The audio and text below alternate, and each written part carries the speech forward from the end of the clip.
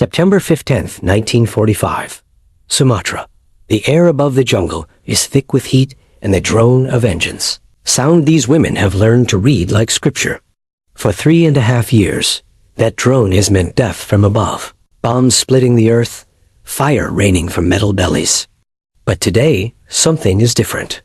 The women stagger from their bamboo huts, skeletal hands shielding eyes that have forgotten how to hope, and they look up at a 4-engined Liberator circling low over the barbed wire.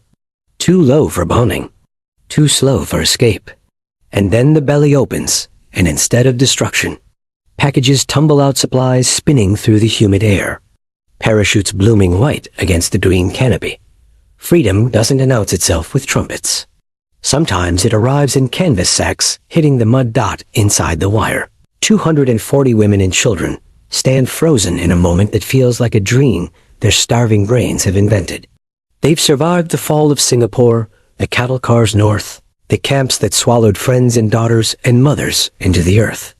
They've survived uncontaminated rice and whatever could be boiled or baked. They've survived the Japanese Empire's slow, methodical erasure of their humanity, one missed meal at a time. And now British soldiers are walking through gates that an hour ago were still locked. Then someone in a clean uniform who looks impossibly healthy is setting up field kitchens and opening American ration tins. That's when the smell begins. At first, it's subtle. A whisper of something rich, cutting through the perpetual stench of dysentery and tropical rot. That has become the camp's signature perfume. The women don't move. They've learned not to trust sudden changes. But their bodies betray them, stomachs that have shrunk to fists suddenly clenching. Mouths producing saliva for the first time in months. Noses flaring to catch more of whatever this impossible thing is floating on the air. Salmon, fried in oil.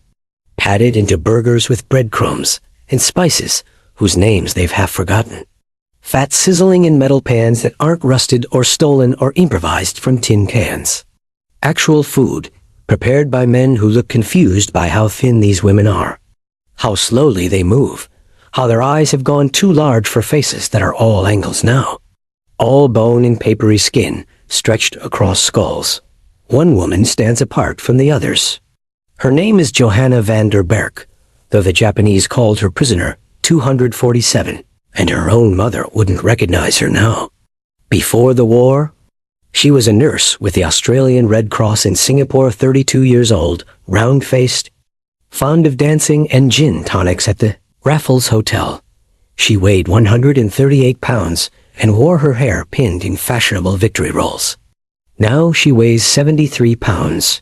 Her hair, what's left of it, hangs in brittle strands the color of old rope. She has forgotten what her own laugh sounds like.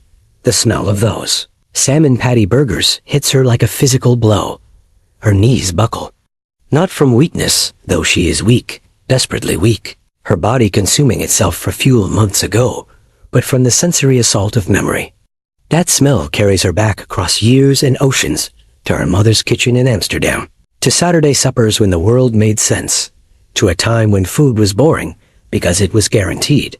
The smell is obscene in its richness, offensive in its normalcy. And she realizes she's crying without having decided to cry. Tears cutting clean tracks through the dirt on her face. A British soldier, he can't be more than 20. His uniform still creased from supply drops, approaches carefully. They've been warned about the camps, briefed on what they'll find, but nothing prepares you for the living dead standing upright. He holds out a tin plate with a salmon patty burger still steaming, and Johanna stares at it like it's a grenade. "Go on then," he says, his Midlands accent soft. "You're free now. It's over." But that's the problem. It isn't over. It will never be over. The smell proves it, this violent reintroduction to a world that kept eating and sleeping and cooking, while she was learning how many days a human being can survive on a handful of rice and boiled weeds. While she was treating berry with nothing but prayer. While she was watching children forget their fathers' faces and women forget their own names. She takes the plate because refusing seems impossible. The burger is hot. She hasn't held anything hot that wasn't fever flesh in 3 years. The bun is white bread, actual white bread, not the moldy military biscuits or the rock-hard crackers they sometimes got. There's even a leaf of lettuce, crisp and green and impossible. Her hands shake so badly, the plate rattles. Around her, other women are eating. Some are crying. Some are laughing. Some are doing both simultaneously in a sound that belongs in no human throat.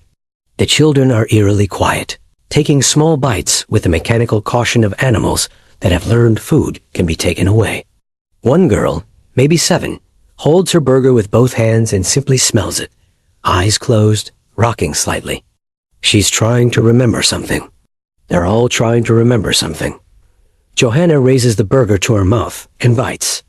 The taste explodes across her tongue, salt and fat and protein her body has been screaming for. Her stomach, shrunken and damaged, immediately cramps. She knows the medical term for what's happening to her, refeeding syndrome. She's seen it before, treated it with nothing but patience and tiny portions. You can die from eating too much too fast after starving. Your body forgets how to process abundance, but in this moment, she doesn't care about medical terms. She cares that this burger tastes like everything she's lost: safety, predictability, the casual assumption that tomorrow will bring another meal. The Japanese taught her that assumption was a luxury. The salmon patty burger is teaching her something else, that luxuries can return, that the ordinary can be extraordinary, that the smell of cooking meat can break your heart more thoroughly than any torture, because it reminds you what it felt like to be human. She swallows, takes another bite. Her body protests and accepts simultaneously. The British soldier watches her, then the others, his young face struggling with an emotion he hasn't got words for. Finally, he speaks. "We didn't know," he says quietly. "We didn't know it was this bad." Johanna looks at him with eyes that have seen things his nightmares haven't invented yet. She wants to tell him that bad is relative. That bad is watching your friend die of preventable disease. That bad is being so hungry you stop feeling hunger. That bad is forgetting what hope tastes like. But instead, she says the only true thing she knows in this moment: we survived. 2 words that carry the weight of 1,335 days. 2 words that don't begin to explain how, or why, or what it cost. But they're true, and truth is all she has left to offer. Around her, the camp that was her cage is transforming into something else, not home. Never home, but maybe the first step toward remembering what home means. The smell of salmon patty burgers hangs in the tropical air like a promise the world forgot to keep. Finally delivered 3 years late.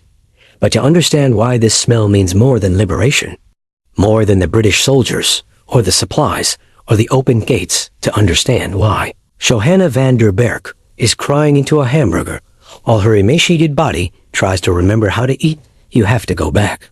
Back to when paradise fell. February 1942. Singapore, the city they called the Gibraltar of the East, is burning, and Johanna van der Berg stands on the docks watching empire collapse in real time. The smoke from the oil refineries turns noon into dusk, and the harbor churns with desperate humanity, British officers shouting contradictory orders. Civilian families clutching suitcases packed with things that won't matter. Chinese merchants trying to bribe their way onto boats that left hours ago. The impregnable fortress is falling in 8 days, and everyone with eyes can see it except the colonial officials, still insisting this is temporary. Strategic, controlled. Johanna isn't leaving. The Australian Red Cross needs nurses, and she took an oath that didn't include fine print about retreating when things got difficult. Around her, 24 other women have made the same calculus missionaries who've spent 20 years learning Malay dialects. Teachers at the British schools, wives who refuse to abandon husbands in the military hospitals. They're Dutch, British, Australian, a few Americans who missed the last evacuation. They believe in duty. They believe in civilization. They believe, with the confidence of people who've never watched civilization fail, that the rules will protect them. Medical personnel aren't combatants. Women and children are off limits. The Geneva Convention is clear. The Japanese Army has different ideas about clarity. When the troops pour into Singapore on February 15th, they bring with them a rage that has nothing to do with these particular women and everything to do with what they represent: white faces that have ruled Asia for 100 years. extracted wealth, drawn borders, lorded superiority over yellow skin. The soldiers are exhausted from jungle fighting, angry at British resistance, operating under a code that views surrender as the ultimate dishonor. They see prisoners as something less than human, because what human being would choose capture over death? The roundup happens fast. Johanna and 60 other women are herded into the Cathay building, then marched to Changi prison and loaded onto trucks heading north. No trial, no charges, just bodies being moved like cargo, sorted by the accident of race and geography. The journey to Sumatra takes 3 days in cattle cars, designed for a quarter their number. They squat in their own waste, share canteens until the water runs out, and learn the first lesson of captivity. Your body is no longer yours to control.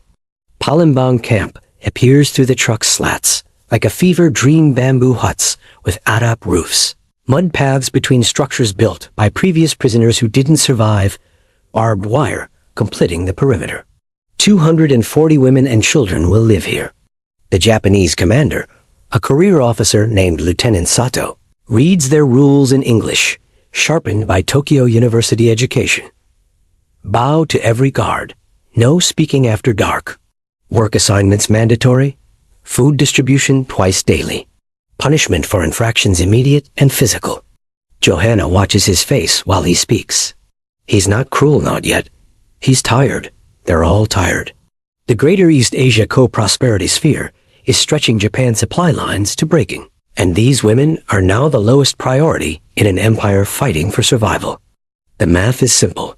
They'll receive whatever's left after Japanese troops eat, after local collaborators eat, after the camp guards eat. Some months, that's a pound of rice per woman per week. Some months, it's less. The first death comes in April. Dysentery, quick and ugly. A British teacher named Margaret, who spent 20 years in Malaya and spoke better Malay than most locals. She's 53 and her body gives up like it's been waiting for permission.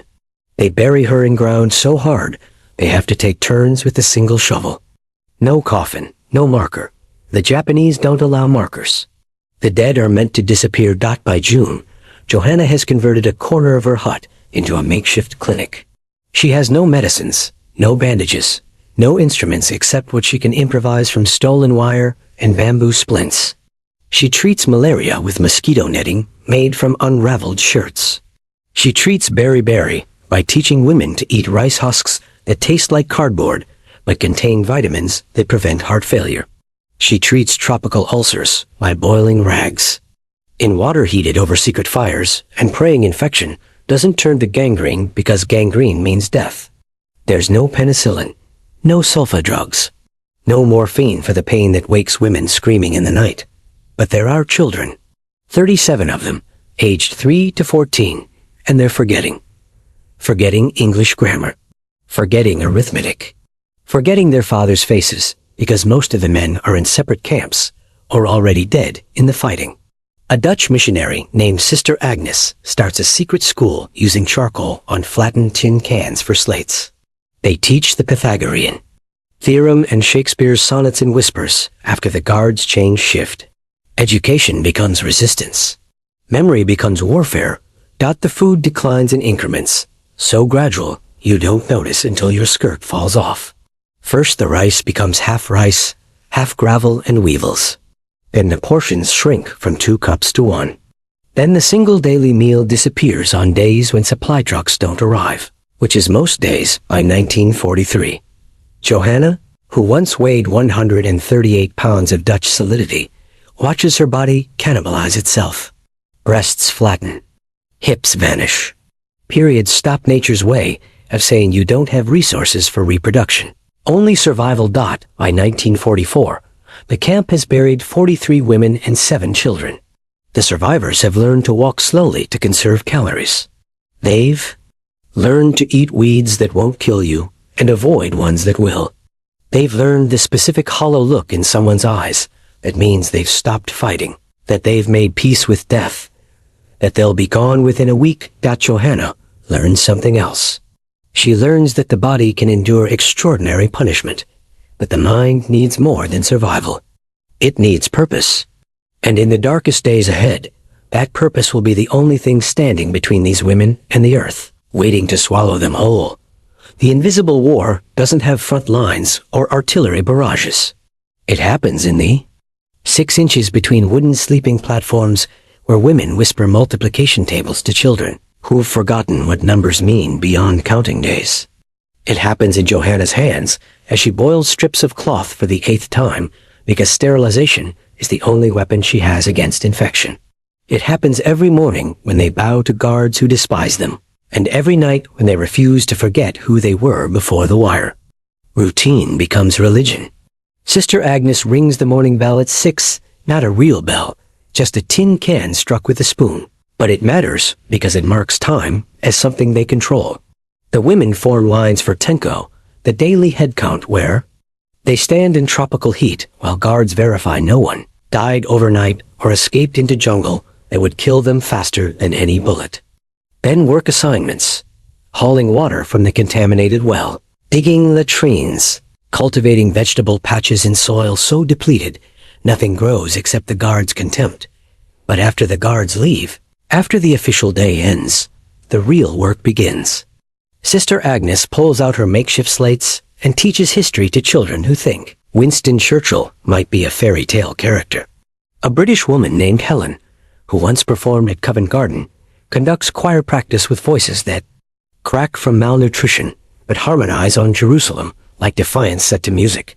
They sing quietly, always quietly, because singing after dark means beatings. But they sing anyway, because silence means surrender. Johanna's clinic operates on principles that would horrify any medical board. She treats dysentery with charcoal, ground from burned wood, because it absorbs toxins, sometimes. She treats beriberi by forcing women to choke down rice husks that taste like eating paper, because the vitamin B1 in those husks is the difference between heart failure and 1 more week of breathing. When a 10-year-old named Emma develops a tropical ulcer that's eating through her calf muscle, Johanna has exactly 3 tools: oiled water, a stolen razor blade, and willpower. She cuts away the dead tissue, while 4 women hold Emma down and Sister Agnes prays in Dutch. The girl screams into a wadded shirt. The wound closes. Emma lives. Johanna adds another nightmare to the collection that wakes her at 3 in the morning. The hunger evolves through stages that doctors will later classify with clinical precision. First, the constant gnawing, then the obsessive food fantasies, then the stage where your body starts consuming its own muscle for fuel, then finally, the assis, dangerous quiet where hunger stops hurting because your brain is shutting down non-essential functions to keep you technically alive. By mid-1944, most women are floating somewhere between stages 3 and 4. Their periods have stopped. Their hair falls out in clumps. Their gums bleed from scurvy. They move like underwater creatures. Every gesture slow and calculated because calories are currency and movement is expensive. The children are worse. 7-year-old Thomas weighs 38 pounds and has forgotten his father's name. 9-year-old Sophie has rickets so severe her legs bow outward like parentheses. They play games in the dirt that involve rationing. Imaginary food, dividing invisible rice portions with the seriousness of generals planning campaigns. They've learned that childhood is a luxury, so they've aged into small economists of scarcity, negotiating trades, a bit of weevil-infested rice for a sip of cleaner water with the cold pragmatism of survivors. But something unexpected happens in the space between starvation and death. The women become family. Not the polite fiction of wartime camaraderie, but actual family forged in shared humiliation and collective defiance. Helen, the opera singer, shares her rice with Johanna on days when the nurse is too weak from treating others to eat. Johanna shares her medical knowledge, teaching 3 women basic wound care, because if she dies, someone needs to know how to boil water properly, how to recognize gangrene, how to decide when amputation is the only option, even though they have no anesthesia and no saw except a smuggled kitchen knife. The Dutch women teach English women their language. The British teach the Australians card games that require no cards, just memory and imagination. They celebrate birthdays with gifts that don't exist, promises of future meals, descriptions of banquets they'll attend after liberation, elaborate menus recited like poetry. On Christmas 1944, they stage a nativity play using palm fronds for costumes and mud for makeup. The Japanese guards watch through the fence, confused by prisoners celebrating in captivity, not understanding that celebration itself is resistance. Lieutenant Sato grows older in the years behind the wire, his face thinning as Japan's supply situation deteriorates. He's not cruel by nature, but war makes cruelty routine. He administers beatings for infractions like hoarding food or speaking. After curfew, because his orders require discipline, and he's too tired to question orders anymore. Sometimes Johanna catches him watching the children play and sees something flicker across his face. Perhaps memory of his own children in Osaka. Perhaps just exhaustion. They exist in strange proximity, jailer and prisoner, both trapped in a system neither designed, but both serve. By early 1945, rumors start circulating. The war is turning. The Americans have taken the Philippines. Japan is losing. But losing is the most dangerous time desperate empires do desperate things, and disposable prisoners become liabilities best eliminated. The women feel the shift in how guards watch them now, calculating. Extra head counts happen at midnight. Ammunition arrives at the camp for the first time in months. One morning, Johanna overhears two guards arguing in Japanese she's learned to understand. And she catches three words that freeze her blood. Final solution and eliminate. That night, she gathers the strongest women and whispers the unthinkable. They might have survived 3 years of starvation, only to face execution in the final weeks of war. They need a plan. They need luck. They need the war to end before someone decides that dead prisoners tell no tales. And then, on September 15th, the sky opens with the drone of vengeance. The Liberator bomber circles 3 times before anyone believes it's real. Johanna stands in the compound yard with 239 other survivors. 43 are dead, buried in unmarked graves, watching white parachutes blossom against blue sky. The packages hit the mud with sounds like bodies falling. And for a moment, no one moves because hope has become the most dangerous emotion. The one that kills you when it proves false. Then a British soldier cuts through the fence with wire cutters that make sounds like freedom. And suddenly, the gates that held them for 1,335 days swing open on rusty hinges. The soldiers stop at the threshold, their faces performing calculations that have no good answers. They were briefed on the camps. They were shown photographs. But photographs don't convey the smell, excrement, and rotting flesh and tropical disease fermenting in human bodies. Photographs don't prepare you for walking skeletons that watch you with eyes too large for their skulls. Eyes that have forgotten how to process rescue. A lieutenant with a Scottish burr steps forward carefully, like approaching wild animals. "You're safe now," he says, and the words sound obscene because safety is a concept from a different universe. "We're going to take care of you. Get you fed proper. Medical attention. Whatever you need. Whatever they need." Johanna nearly laughs. They need 3 years back. They need the 43 dead women resurrected. They need bodies that remember how to digest food, and minds that can sleep without seeing children die in fevers. But she stays silent because her voice has forgotten how to articulate need beyond the immediate and animal. The field kitchens appear like conjuration metal contraptions unpacked from crates. Camp stoves fired up, supplies that seem infinite after years of scarcity.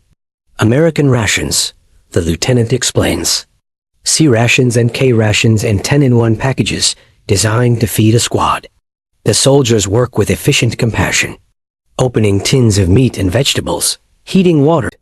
This burger is teaching her that privilege might be reclaimed, that ordinary can become extraordinary when you've lived without it long enough. Around her, the compound transforms into a surreal banquet. Children eat with methodical slowness, trained by starvation to make every bite last. Helen the opera singer weeps into her hamburger, ruining the bun with tears, not caring. Sister Agnes blesses her food in Dutch and Latin and English, blessing everything because everything is miracle now. The guards, Lieutenant Sato, and his men have been dismissed by British command, sent to their own uncertain futures as defeated soldiers of a defeated empire. They leave without ceremony, and Johanna watches Sato go with feelings too complicated for words. He kept them alive by doing the minimum. He could have done more. Both things are true. The medical crisis starts within hours. Refeeding syndrome, Johanna knows the term, has treated it when they received rare Red Cross parcels. Feed a starving body too much too fast, and the sudden influx of nutrients causes electrolyte imbalances that can stop the heart. She moves through the compound with British medics who finally have supplies, rationing portions, teaching soldiers that kindness can kill if it comes too quickly. They need to eat slowly, tiny amounts, letting bodies remember how to process abundance.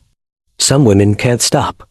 They eat until they vomit, then eat more. Years of deprivation overriding medical knowledge. 3 women die in the first week of freedom. Not from starvation, from its sudden absence. Their hearts simply stop, overwhelmed by the biological shock of salvation. They survive Japanese captivity, only to die from salmon patty burgers and canned vegetables and white bread. The cruelty of it breaks something in Johanna that all the starvation couldn't touch. But the others live. Slowly, carefully, they begin the long journey back to being human instead of survival machines. They gain weight a pound a week, then 2, then 5. Hair start that isn't contaminated. Preparing the first real meal these women will eat since Singapore fell. That's when the smell begins its assault. Salmon from tins, mixed with breadcrumbs and spices, shaped into patties and fried in oil that smokes and spits. The scent carries across the compound with the force of revelation. Fat and protein and salt in combinations their bodies have forgotten exist. Around Johanna, women start crying before the food even reaches them. Some collapse to their knees. Others stand frozen, hands covering mouths, as if the smell alone might disappear if they move too quickly. The young soldier from Midlands approaches with his tin plate and his salmon patty burger, and Johanna takes it with hands that have performed amputations and sutured wounds with stolen thread and washed the bodies of friends for burial. The burger is obscene in its normalcy. White bread bun. Lettuce leaf somehow crisp despite the tropical heat. The salmon patty golden brown and steaming. She holds it like a sacred object, this ordinary thing that represents the extraordinary return of the world she lost. She bites. Her body rebels and accepts simultaneously, stomach cramping from the sudden richness, mouth flooding with saliva, taste buds firing signals her brain struggles to process. The salmon is salty and fatty and perfect. And it tastes like every meal she took for granted in Amsterdam, every Saturday supper with her mother, every assumption that tomorrow would bring more food because tomorrow always had. The Japanese taught her that assumption was privilege disguised as right. Growing. Periods return. The children start playing games that don't involve rationing. Photographs are taken for identification purposes. But the images show strangers, women whose families will need dental records and birthmarks to confirm identity because faces have been erased by hunger and reconstructed by time. The smell of those salmon patty burgers lingers in Johanna's memory stronger than any other detail of liberation. Not the British soldiers, not the opened gates, not even the moment Lieutenant Sato walked away. Just that smell, ordinary and devastating and full of promises. About a world that kept turning while hers stood still. Behind wire dot, she holds onto that smell like a compass, pointing toward tomorrow. That's it for today's story. And before you go, please tell us in the comments where you're watching from. We love seeing how far our stories reach. And don't forget to hit like and subscribe so you don't miss the next one.